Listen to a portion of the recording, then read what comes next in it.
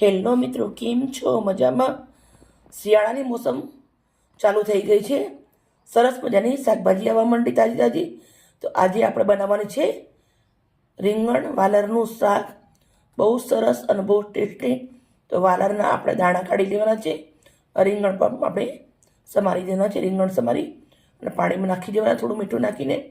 એટલે આપણે આ બધું કરી દઈએ. પહેલાં રીંગણ વાલર પહેલાં સમારી રેડી કરી દઈએ. કયા મસાલાથી વઘારું છું પૂરો વિડીયો તમારા જોડે શેર કરી. સિમ્પલ છે, ટેસ્ટી છે, એકદમ નવી રીતે બનાવવાનું છે. બનાવવાની રીતે આપણે ચાલુ કરીએ.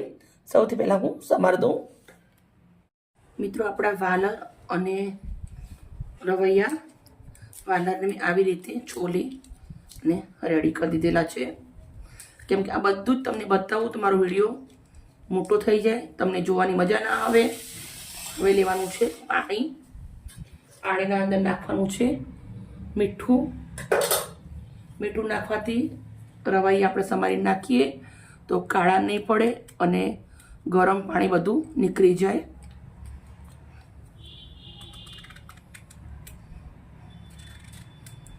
રવાઈને આપણે આવી રીતે ટુકડા કરી દેવાના છે.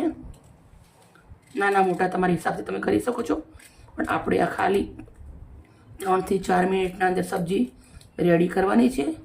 એટલે આપણે આને થોડા મોટા કરીએ છીએ. કુકરનો ઉપયોગ કરવાનો છે.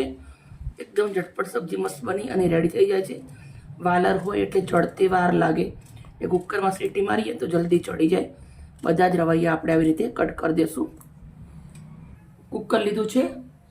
1 ચમચા એટલું મોટું તેલ નાખું છું. મેં આજે સિંગ તેલનો ઉપયોગ કર્યો છે. તમે નોર્મલ જે તેલ ખાતા હોય વાપરી શકો છો. રોજ બાળકો માટે કંઈક નવું બનાવતા હોય, આજે મમ્મીઓ માટે બનાવવાનું છે. 1 ચમચી રાઈ જીરું નાખ્યું છે. હિંગ, થોડું સમારેલું લસણ, 5 નંગ તીખા મરચાં સમારેલા, આદુ લસણની પેસ્ટ 1 ચમચી, ફોલેલા વાલરના દાણાને તેલના અંદર મસ્ત સંતરાવા દેવાના છે. આદુ મરચાં લસણ જોડે. હવે આપણે નાખવાના છે રીંગણા.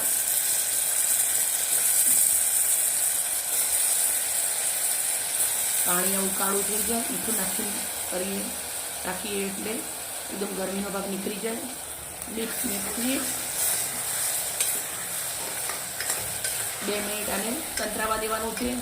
2 મિનિટ થઈ ગયા છે. 1 ચમચી કશ્મીરી મરચું, અડધી ચમચી હળદર, 1 ચમચી પેસ્ટ ધાણા જીરું, અડધી ચમચી મીઠું. હવે કરી દેવાનું છે મિક્સ.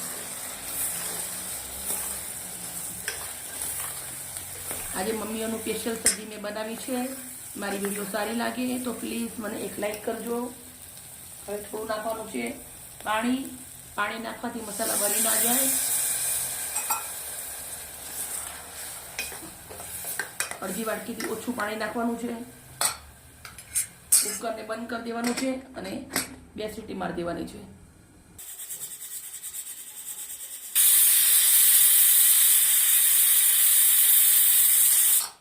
એક સીટી પડી, બીજી સીટી પડી ગઈ.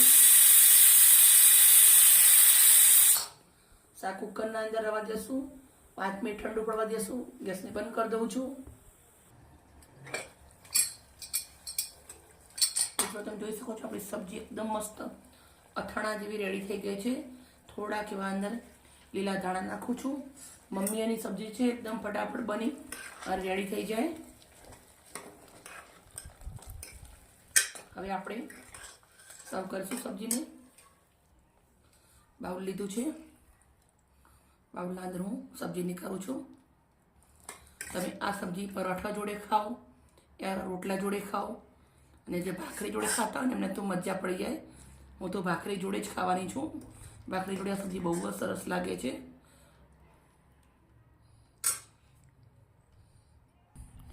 સબ્જી નીકાળી અને રેડી કરી દીધી છે.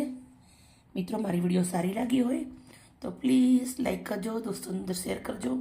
અને આવી મજેદાર સબ્જી એકવાર બનાવીને જરૂરથી ખાજો. સુપર તો છે, સાથે ટેસ્ટી અને હેલ્ધી પણ છે.